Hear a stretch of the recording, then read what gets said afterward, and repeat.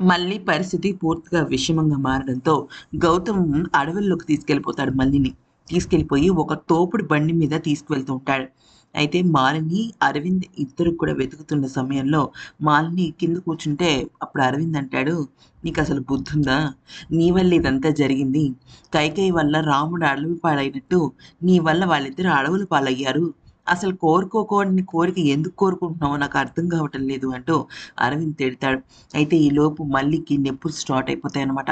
విపరీతంగా నొప్పులతో ఏడుస్తూ ఉంటుంది. ఇక అరవింద్, మాలిని, వసుంధర, శరత్, పోలీసులు అందరూ వెతుకుతుంటారు. కానీ గౌతమ్ ఏం చేస్తాడంటే దగ్గరున్న ఒక గుడి దగ్గరికి వెళ్తే అక్కడ ఇద్దరు ఆడవాళ్ళు గుడిని శుభ్రం చేస్తుంటే, "దయచేసి నా భార్యకి పురుడు పోయండమ్మా" అని చెప్పేసి తీసుకెళ్తాడు. అదే సమయంలో దేవుడికి దండం పెట్టుకుంటూ ఉంటే ఇక పురుడు పోయించడానికి చాలా కష్టపడుతుంటారు. మల్లికేమో నొప్పులు ఎక్కువైపోతుంటాయి. మళ్ళీ కాన్పు కష్టమైపోతుంది. కానీ పాపం అక్కడున్న వాళ్ళందరూ చాలా సేవలు చేసి మల్లిని కొద్దిగా ట్రీట్మెంట్ వైపు అంటే కాన్పు అయ్యేటట్టు చేస్తారు. అయితే ఇక వీళ్ళందరూ వెతుకుతుంటే గట్టిగా అరుపులు వినిపిస్తాయన్నమాట. కెవ్వని. అయితే మల్లికి బిడ్డ పుడతాడనమాట.